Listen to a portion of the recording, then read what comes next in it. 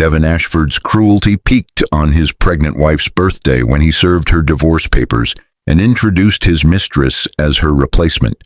But the billionaire couldn't comprehend that Isabella Romano, the wife he'd dismissed as just a housewife, was actually the secret trillionaire heiress whose anonymous investment had saved his failing family business from complete bankruptcy just 90 days earlier.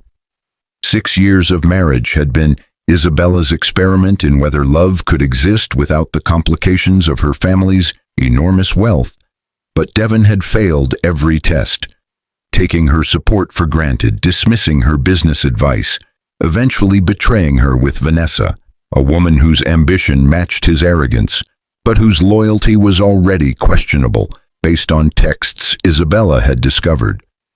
The public humiliation came at the Ashford Industries Gala, the company's most important event of the year, where Devon's mother, Catherine, committed an act so shocking that smartphones captured it from a dozen angles.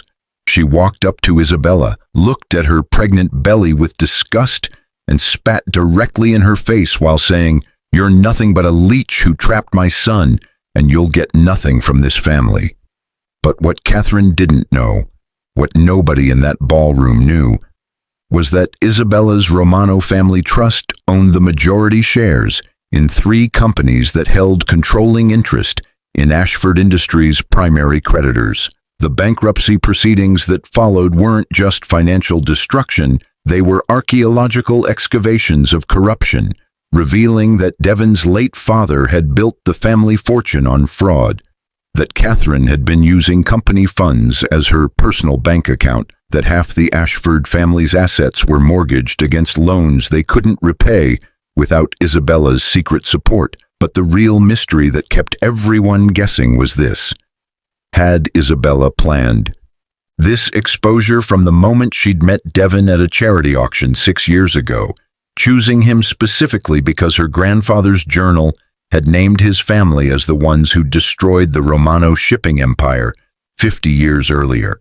And when Devon finally broke through Isabella's security to reach her penthouse door, soaking wet from rain, literally on his knees begging for mercy, offering to do anything if she'd just stop the destruction of everything his family had built, would Isabella reveal that the twins she carried might not survive the stress his family had caused, forcing both of them to choose between revenge and redemption in ways neither expected? Dear viewers, have you ever been underestimated by someone you loved? This story will show you the hidden power of patience, the importance of knowing your worth, and why financial independence can be your greatest protection. You'll discover how silence can be stronger than confrontation, and why revenge sometimes leads to redemption. What would you have done in Isabella's position? Destroy completely or offer a second chance? Drop your thoughts in the comments below and tell us what lessons hit home for you.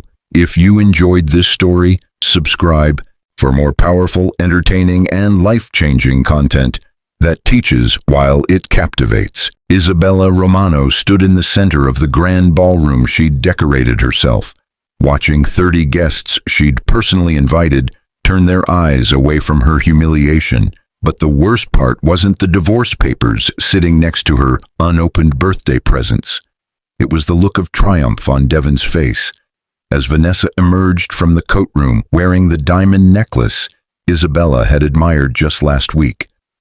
The pregnancy made Isabella's body feel foreign and heavy, yet her mind had never been sharper as she calculated exactly how much Devon's little performance was about to cost him, though he remained completely oblivious that the struggling housewife he was discarding had transferred $50 million into his company's operating account 3 months ago through a Cayman Islands shell corporation her family had established in the 1970s. Devon cleared his throat with practiced confidence, the same confidence Isabella had watched him develop over 6 years as her anonymous money solved one business crisis after another. But tonight, that confidence would become the foundation of his complete destruction. "I think we all know why we're here," Devon announced to the room, his hand possessively gripping Vanessa's waist while Isabella's hand instinctively moved to her swollen belly where their twins kicked in protest of their father's betrayal. The guests shifted uncomfortably, but nobody spoke. Nobody ever spoke when Devon commanded a room, though Isabella remembered a time when his inability to command anything had sent him spiraling into depression until her money had secretly bailed out his first failed venture. "Isabella and I are ending our marriage amicably," Devon continued, his voice carrying the casual dismissiveness of someone who'd never faced real consequences. But Isabella noticed how Vanessa's eyes darted toward the Cartier watch on Devon's wrist, the same calculating look Isabella had observed in dozens of photographs her private investigator had delivered over the past 8 months. Isabella picked up the divorce papers with steady hands, though her heart was performing surgery on itself, cutting away 6 years of hope that Devon might evolve into someone worthy of the truth about her identity. But the papers contained terms so insulting that she actually smiled. Devon was offering her $2 million and the lake house, unaware that Isabella's monthly trust distribution alone exceeded $15 million and that she owned the bank holding the mortgage on his primary residence. "This seems fair," Isabella said quietly, her voice carrying none of the devastation Devon clearly expected to hear.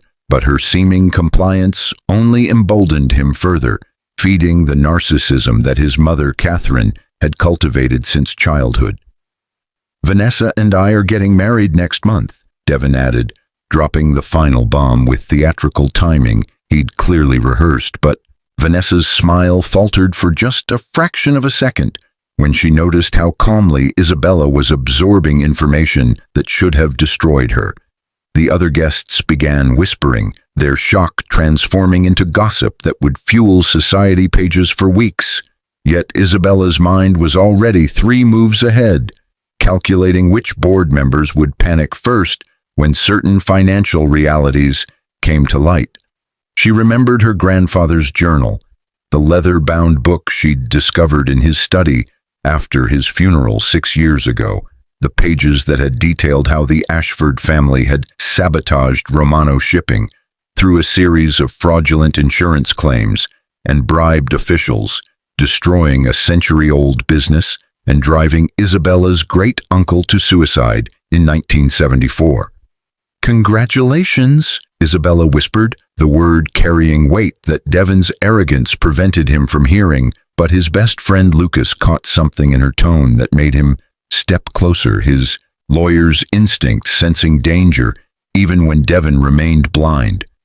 Isabella had spent 6 years studying Devon's business, understanding every partnership, every contract, every loan, every supplier relationship, building a complete mental map of Ashford Industries that would allow her to dismantle it with surgical precision. But she'd always hoped she'd never need to use that knowledge. Until tonight. Until he'd chosen their unborn children's birthday as the moment to publicly shame their mother. She set the papers down next to the champagne flute she'd barely touched, her eyes meeting Vanessa's for just a moment, long enough to communicate a message the other woman didn't yet understand. "You didn't win anything worth having." Devon moved to leave with Vanessa, but paused at the door with one final cruelty that would haunt him for years. "Oh, and Isabella," he called back, his voice dripping with condescension that made several guests wince.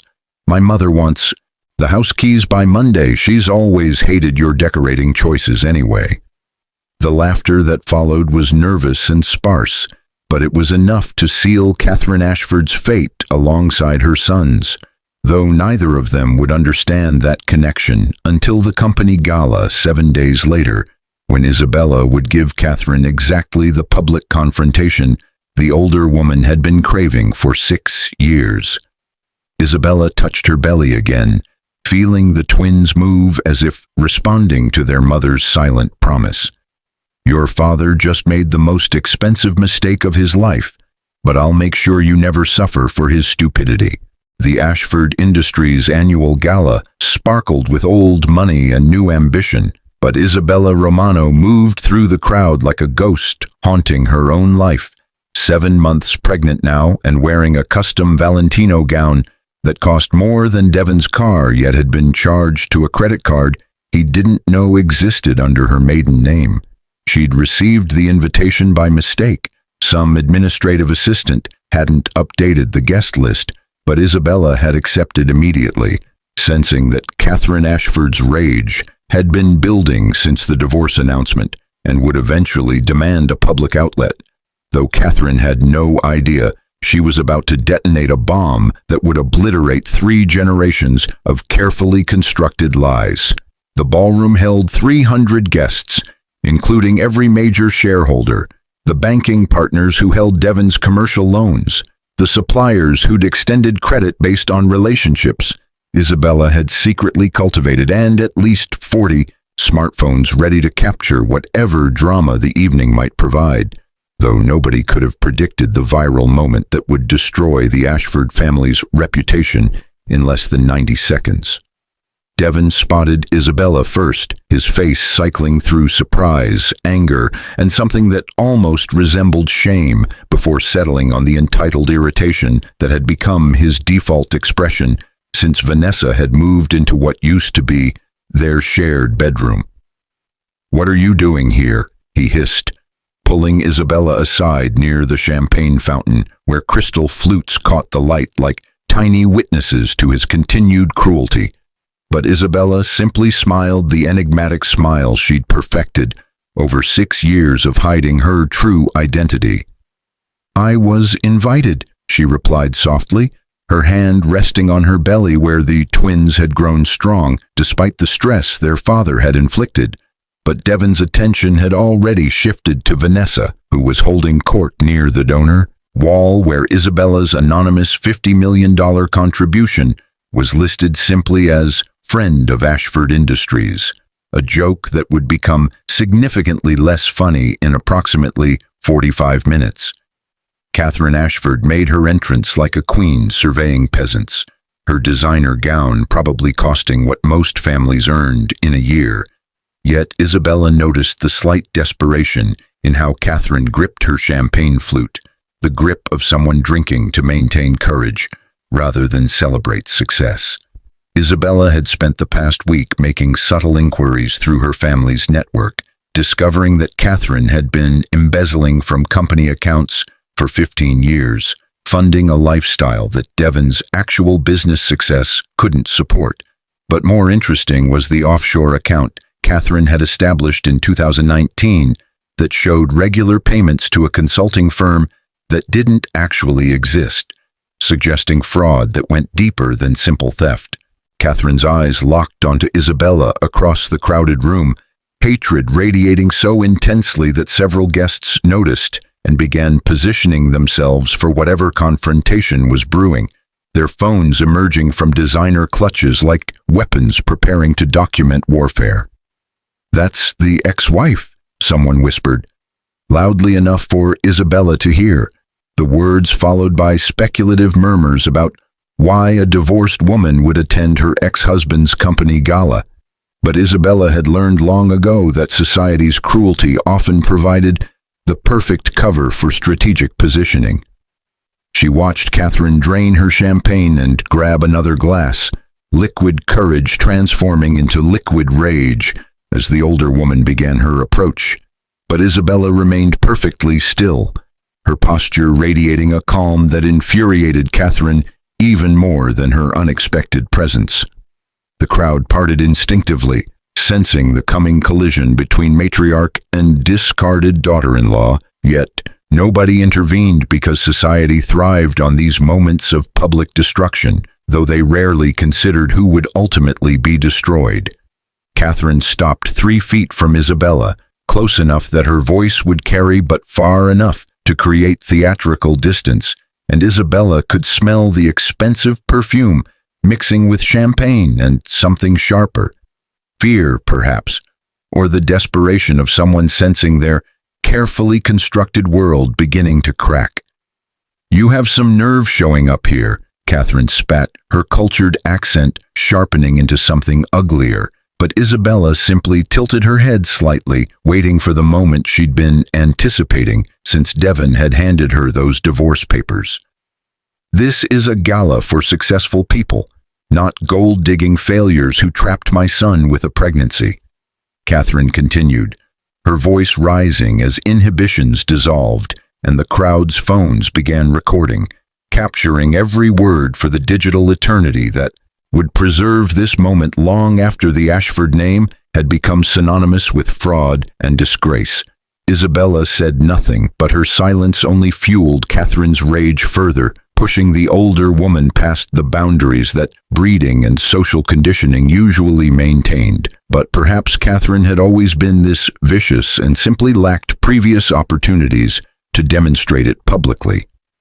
"You're nothing," Catherine declared, stepping closer now, her champagne-soaked breath hitting Isabella's face as the crowd gasped at the breach of physical boundaries. But what came next would replay across social media platforms for weeks, analyzed and commented upon by millions who'd never met. Either woman yet would form passionate opinions about justice and karma.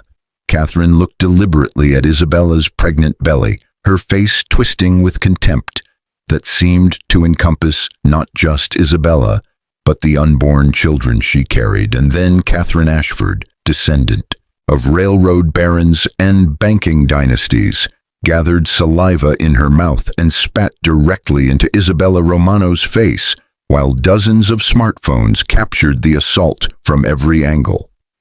"You'll get nothing from this family," Catherine hissed as champagne-laced spit dripped down Isabella's cheek. But Isabella's hand moved calmly to wipe her face with a napkin someone thrust toward her, her expression never changing from that slight enigmatic smile that would haunt Catherine in the bankruptcy proceedings to come.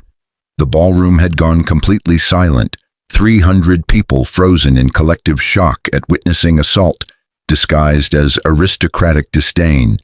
But Isabella's voice, when she finally spoke, carried a quiet authority that made several board members instinctively step back. "Thank you, Catherine," Isabella said softly, her words captured perfectly by the nearest phone. "You've just made my next decision much easier." She turned to leave, her Valentino gown swishing with dignity that Catherine's designer dress could never achieve. But she paused at the ballroom door to deliver one final line that would trend on Twitter within hours. "I'll see you all in court. Well, most of you will still have your freedom then." The bankruptcy didn't announce itself with drama, but with a 6 a.m. phone call to Devon's personal cell, his lead attorney's voice tight with panic as he explained that every major creditor had simultaneously demanded immediate payment on loans that weren't due for 18 months. But the real problem wasn't the timing.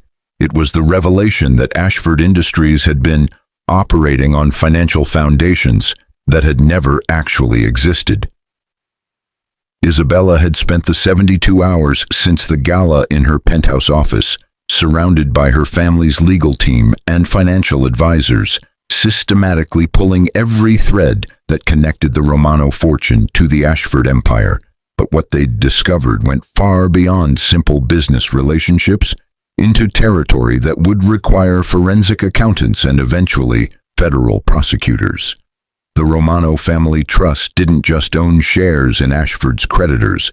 They owned the private equity firms that had backed Devon's expansion, the real estate investment trusts that held his commercial properties, and most devastatingly, they'd been the anonymous angel investors who'd saved his father's company from collapse in 2003, meaning 22 years of Ashford success had been built entirely on Romano money that the family had never acknowledged or repaid.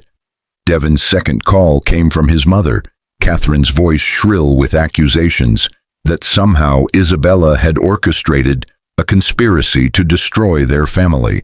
But Catherine's denial couldn't change the subpoenas that had been delivered to her personal residence at dawn, requesting documentation for 15 years of company transactions that she'd signed as chief financial officer. "This is illegal," Catherine screamed into her phone, loud enough that Devon heard her clearly despite not being on speaker. but her understanding of legality had apparently been shaped by decades of getting away with fraud rather than actual knowledge of securities law. The investigation moved with brutal efficiency.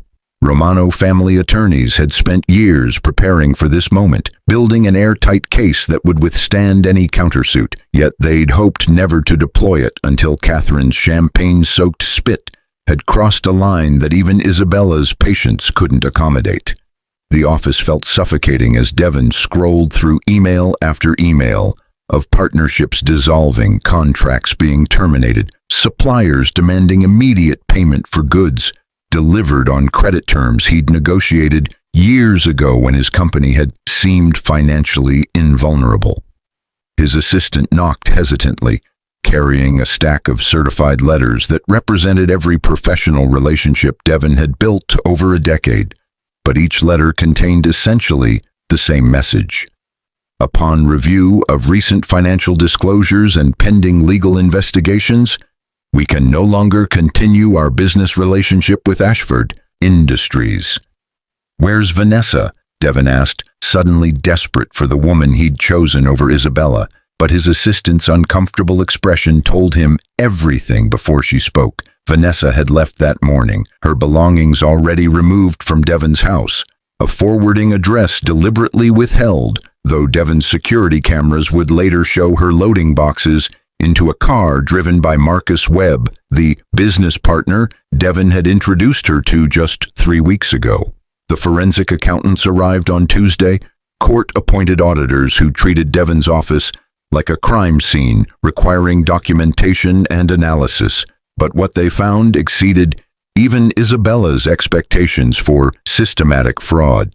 Devon's father hadn't just embezzled from clients, he'd created an elaborate shell company structure that made Ashford Industries appear profitable while actually operating at massive losses, covered by loans from companies that Romano family trusts secretly controlled.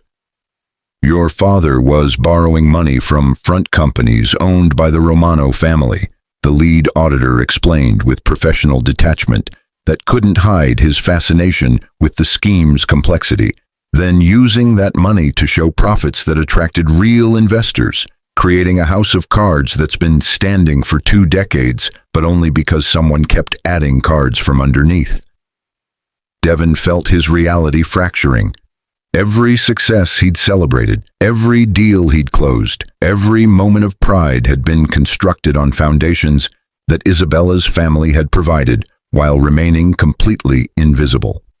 Catherine's arrest came Wednesday morning, federal agents arriving at her country club with handcuffs that sparkled almost as much as her tennis bracelet. But the charges went beyond simple embezzlement into securities fraud, wire fraud, and conspiracy to defraud investors that carried potential sentences exceeding 20 years. The news coverage was merciless. Cameras captured Catherine's perp walk with the kind of glee usually reserved for political scandals. Yet the media's favorite angle wasn't Catherine's crimes, but the viral video of her spitting on Isabella that had accumulated 47 million views and transformed public opinion into something resembling mob justice. "Karma is a pregnant woman you assaulted at a gala," one headline read, while another proclaimed, "Secret Trillionaire destroys family that humiliated her." But was she right? The court of public opinion had already reached its verdict, though the actual courts would take months to process charges that seemed to multiply with each passing day. Devon sat alone in his office Thursday afternoon, watching through the window as federal agents carried boxes of documents to waiting vehicles, the physical manifestation of his life being catalogued as evidence in multiple criminal proceedings that would define the next decade of legal battles. His phone buzzed with a message from an unknown number, but Devon recognized the words immediately as Lucas's burner phone. The Romano family knew everything from day one. Isabella's grandfather's journal detailed how your father destroyed their shipping company in 1974, and she married you to get inside access to your family's business records. This was always about revenge for what your father did to hers. Devon's hands trembled as he processed information that recontextualized his entire marriage. Every moment of intimacy, every conversation, every time Isabella had offered business advice, he'd dismissed as naive housewife meddling had actually been a trillionaire heiress studying the empire she planned to dismantle. He thought about their twins growing inside a woman who'd spent 6 years married to him, not from love, but from a generational vendetta he'd never suspected. Yet the worst part wasn't Isabella's deception, it was recognizing that he'd given her every reason to follow through with destruction by treating her exactly as terribly as his father had apparently treated her family. The final blow came Friday when Devon's corporate accounts were frozen pending resolution of creditor claims that exceeded his available assets by approximately $800 million, but the number felt abstract compared to the very concrete reality that he couldn't afford his mortgage payment, couldn't pay his remaining employees, couldn't even access the cash he'd thought was safely diversified across multiple banks that had apparently all coordinated their actions with precision that suggested months of careful planning. Devon's lawyer delivered the assessment with professional sympathy. You're not just bankrupt, you're historically, catastrophically insolvent, and the bankruptcy trustees are discussing whether this might be the largest fraudulent business operation in state history, which means you could face criminal charges even if you didn't know what your father had done. Devon thought about Isabella, about the quiet strength she'd always possessed, that he'd mistaken for weakness, and realized that she'd known everything while he'd known nothing, making him not just a villain in their story, but a fool who destroyed his only protection from consequences his family had spent 50 years avoiding. The rain came down in sheets that Thursday evening, 3 weeks after Catherine's arrest. But Devon barely noticed as he stood outside Isabella's penthouse building, his designer suit soaked through because he'd walked 17 blocks after his car had been repossessed that morning, though the physical discomfort felt appropriate for a man who'd lost everything except the crushing weight of regret. Security had denied him entrance twice already, but Devon remained planted on the sidewalk like some pathetic monument to hubris, knowing that Isabella's cameras could see him and hoping that maternal instinct for their unborn twins might override the justified hatred she must feel for the man who'd served her divorce papers on her birthday. The doorman watched with a mixture of pity and contempt. Even service workers had seen the viral videos, had formed their opinions about the billionaire brought low by the wife he'd underestimated, though Devon suspected the story circulating through social media had been simplified into hero and villain narratives that didn't capture the generational complexity of what had actually transpired between their families. Isabella's voice emerged from the intercom speaker with startling clarity, cutting through the rain and traffic noise. You can come up, Devon, but if you're here to beg for mercy you don't deserve, you should know I'm not interested in performing that particular scene.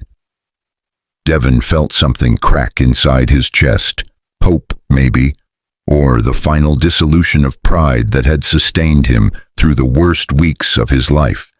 But he entered the building with as much dignity as a soaking wet, bankrupt man could manage, aware that the doorman was probably texting his friends about witnessing this moment of spectacular downfall. The elevator ride to the penthouse felt like ascending toward judgment, each floor bringing Devon closer to confronting the woman whose true identity he'd never bothered to discover despite 6 years of marriage, though perhaps that willful ignorance had been the entire problem all along. Isabella opened the door wearing simple cotton clothes that somehow made her look more powerful than any designer gown could achieve. Her pregnant belly prominent now at 8 months, but her face carrying a serenity that Devon had never seen during their marriage, as if destroying his family had liberated her from some burden she'd carried since childhood. You look terrible, she observed without particular malice, stepping aside to let him enter the penthouse that he'd never known existed. 3 floors of understated luxury that made his former mansion look like nouveau riche desperation, filled with art he dimly recognized as museum-quality pieces that confirmed everything his lawyer had told him about the Romano family's actual wealth. "I wanted to explain," Devon started, but Isabella raised one hand in a gesture that commanded silence, more effectively than any angry outburst could have achieved, and he realized with uncomfortable clarity that she'd always possessed this authority, but had chosen to hide it behind the mask of dutiful wife he'd been arrogant enough to believe was her complete identity.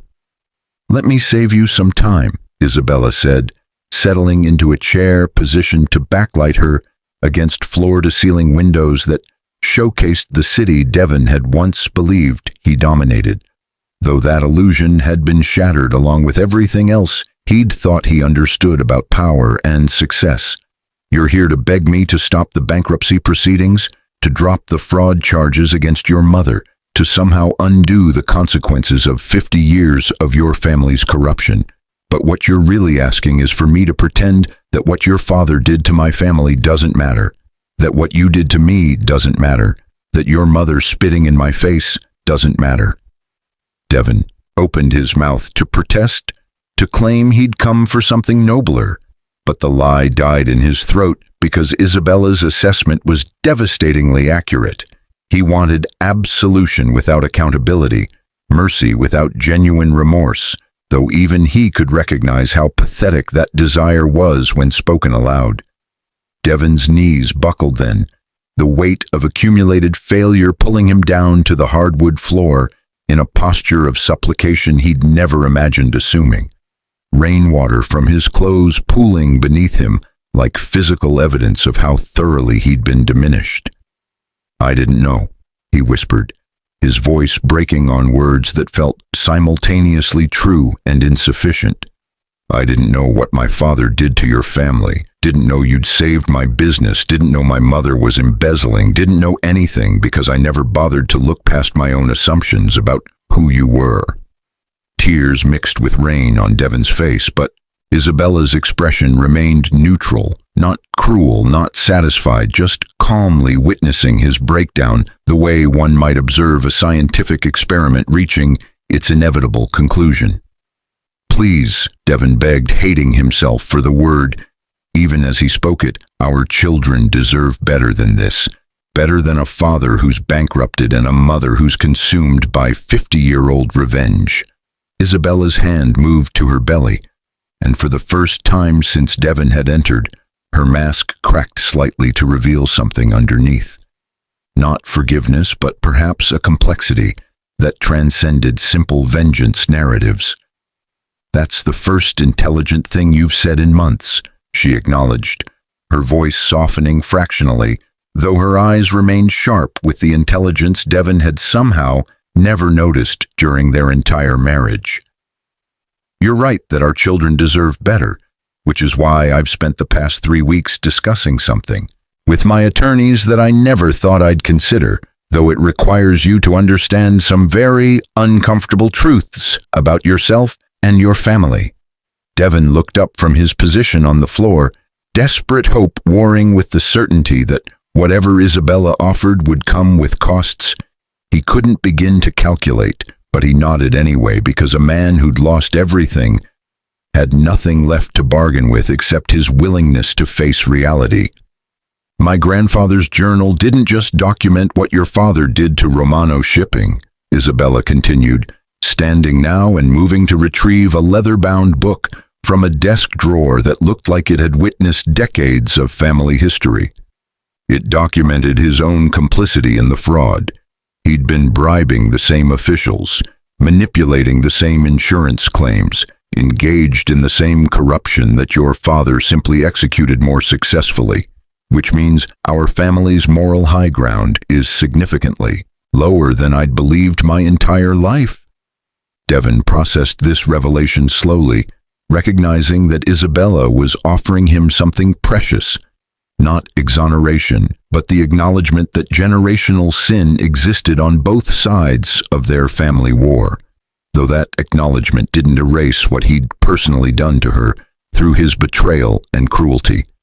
"So what happens now?" Devon asked, his voice barely audible above the rain hammering against windows that separated them from the city where both their family empires had risen and fallen across 5 decades of accumulated choices.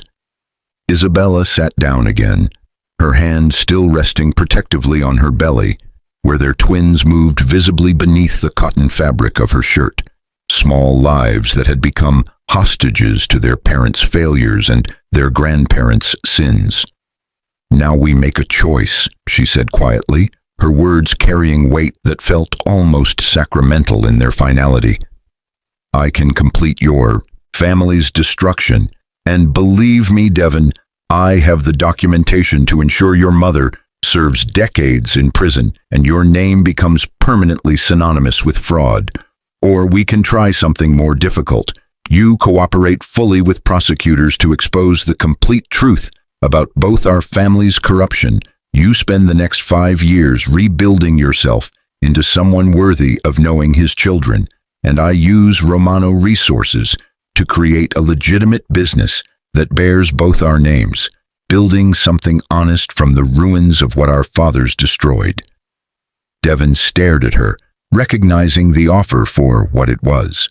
Not mercy, exactly, but an opportunity to choose redemption over complete annihilation, though the path she described would require him to become someone entirely different from the arrogant man who'd handed his pregnant wife divorce papers 93 days ago.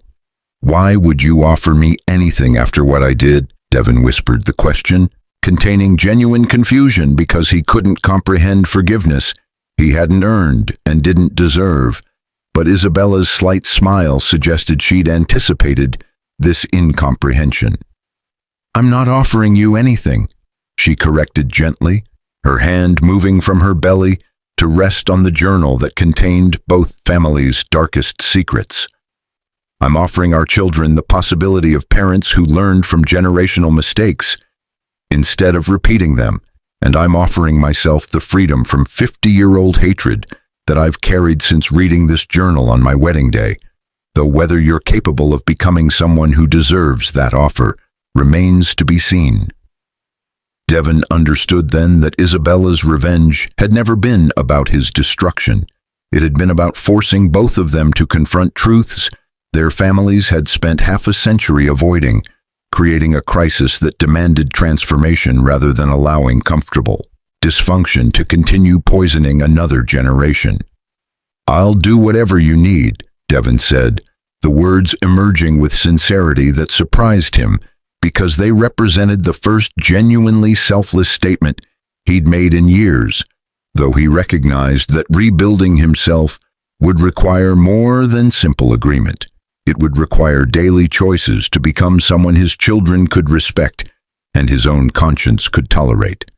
Isabella nodded slowly, accepting his commitment while clearly reserving judgment about whether he'd actually follow through when the work became difficult and the humiliation of public accountability became overwhelming. "Then get off your knees," she instructed, her voice carrying an authority that Devon now recognized had always been present but hidden behind the deference he'd demanded without deserving. "Our children don't need a father who grovels. They need one who stands up, tells the complete truth regardless of cost, and spends the rest of his life demonstrating that people can evolve beyond the sins of their parents, though that evolution will be the hardest work you've ever done." Devon stood on shaking legs, water still dripping from his ruined suit, but feeling somehow lighter despite having just committed to years of difficult accountability that would require him to testify against his own mother and expose his father's legacy as fundamentally fraudulent. Isabella walked him to the door, her hand briefly touching his arm in a gesture that wasn't quite forgiveness, but contained the possibility of eventual peace, though both of them understood that such peace would need to be earned through consistent action rather than granted through dramatic moments of supplication. The twins are due in 6 weeks, Isabella said as Devon prepared to leave, her words pulling his attention back to the concrete reality of impending fatherhood. I expect you to be present for their birth, not as my husband or my enemy, but as their father who's committed to being honest about his failures and working to become better, even when that work is painful and public and feels impossible.